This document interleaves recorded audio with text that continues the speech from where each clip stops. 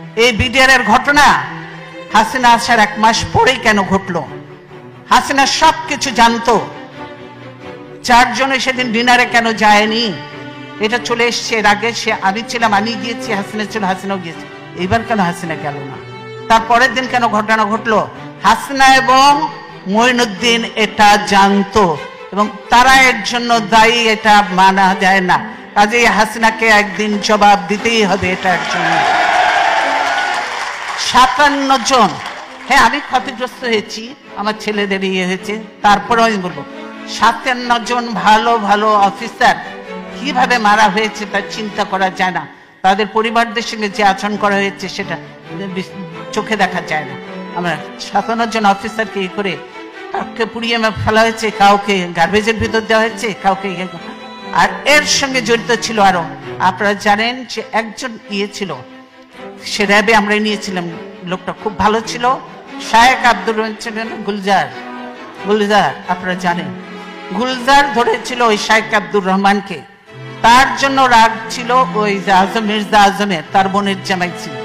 তার জন্য গুলজার সন্ধ্যা পর্যন্ত র্যাবকে, মোয়েনকে, অমুককে বারবার ফোন করেছে, হেল্প হেল্প হেল্প, সাহায্য চেয়েছে, কিন্তু কেউ এগিয়ে আসেনি। কি বলে র্যাব আর্মি যে বসে আছে কিন্তু পারমিশন পাচ্ছে না, র্যাব ঢোকার পারমিশন পাচ্ছে না। পিলখানায় যদি তারা ঢুকতে পারতো, আমি মনে করি এরকম নয়, 2-1 জন মরতে পারতো, তো সব অফিসারকে আমরা বাঁচাতে পারতাম। দেশের এটা ছিল অ্যাসেট, আজকে দেশকে ধ্বংস করে দেওয়া হচ্ছে, আর্মিকে শেষ করে দেওয়া হচ্ছে। এর জন্য অবশ্যই তারপরে তদন্ত কমিটি করে তদন্ত থেকেও বাদ দেওয়া হয়েছে। এমন সব লোকজন দিয়ে তদন্ত করতে যাকে দেয়া হয়েছিল সেটা তাকে করতে দেয়া হয়নি। তারপর সে তাকে বাদ দিয়ে আরেকজনকে দিচ্ছে, দলীয় লোককে দিয়ে ইয়ে করে কোন রকম নাম কাস্তে লোক দেখাতে হবে, সেটা করেছে। কে করেছে? তাদের লোক। এইটা বুঝতে পারছেন। কাজে বিডিআর ঘটনার সঙ্গে হাসিনা এবং মঈনুদ্দিন সরাসরি জড়িত। তারা এদেরকে নিয়ে একসঙ্গে শেরাটন হোটেল থেকে খাওয়া এনে খেয়েছে। তাদের যে তখন একজন ছিল, কি দিদি ছিল না কি ছিল কিনা, তৌহিদ তখন কোথায় ছিল? হাসিনার ওখানে ছিল না? নিজের পরিচয় দিয়ে গেছে, একসঙ্গে খাওয়া দাওয়া করেছে, সবকিছু করেছে, ভালো কাজ করেছে, বাবা দিয়ে পাঠিয়ে দিচ্ছে। এই হলো অবস্থা। কাজে শুধু এই ঘটনা নয়, হাসিনা অনেক কিছুর সঙ্গে জড়িত। এবং বর্তমানে যে জঙ্গি তোলা হচ্ছে বিদেশিদেরকে ভয় দেখানোর জন্য, যে এই দেখো আমি ক্ষমতা থেকে গেলেন এই দেশে জঙ্গিদের উত্থান হবে, এই দেশে এইভাবে মানুষ হতে হবে, এই হবে, সেই জন্য তারেক বলেছে, আমি আর বলবো না, এই যে বলেছে, আমি শুধু ছবিটা দেখাতে চাই, অ্যালার্মিং কথাটা, অ্যালার্মিং, হ্যাঁ ছবি দিয়েছে, মানুষ ছবি বুঝেছেন।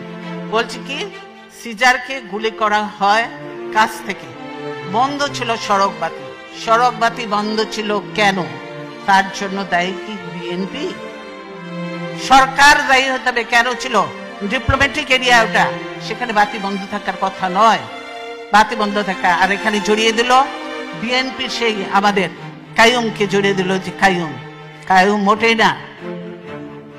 এই হলো মিথ্যা। হাসিনা মিথ্যা কথা বললো, মানে প্রতিনিয়ত হাসিনা মিথ্যা কথা বলছে এবং মানুষের উপরে অত্যাচার চালাচ্ছে। তাই আমরা বলতে চাই, আল্লাহ আছেন, আল্লাহ অবশ্যই দেখছেন, আল্লাহ বিচার করবেন। সাংবাদিক আজকে মাহমুদুর রহমান জেলে অপরাধবিহীন, তারপরে সাগর রুনির কোনো বিচার আজ পর্যন্ত হয়নি। শওকত মাহমুদ জেলে, প্রেস ক্লাব আজকে আওয়ামী লীগের দখলে, এখন সুপ্রিম কোর্ট বারও দখলের চেষ্টায় আছে, বার কাউন্সিল তো কোন রকম করেছে, ওটা নিয়েও একটা ভেজাল লেগে আছে।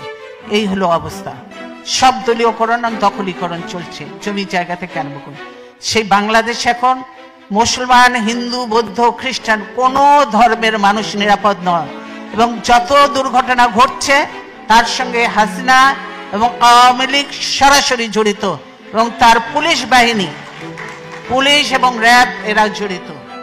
তাই আমি বিদেশিদের কাছে আহ্বান করব, এই র্যাবের ইউএন মিশন বন্ধ করতে হবে, র্যাবকে বন্ধ করে দিতে হবে।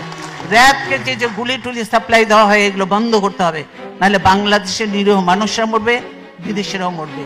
এবং এগুলো সব বন্ধ করতে হবে, র্যাব পুলিশ এদেরকে। পুলিশ, এই দেশে দেখেছি পুলিশরা হলো জনগণের সেবক, জনগণের নিরাপত্তা দেয় এরা।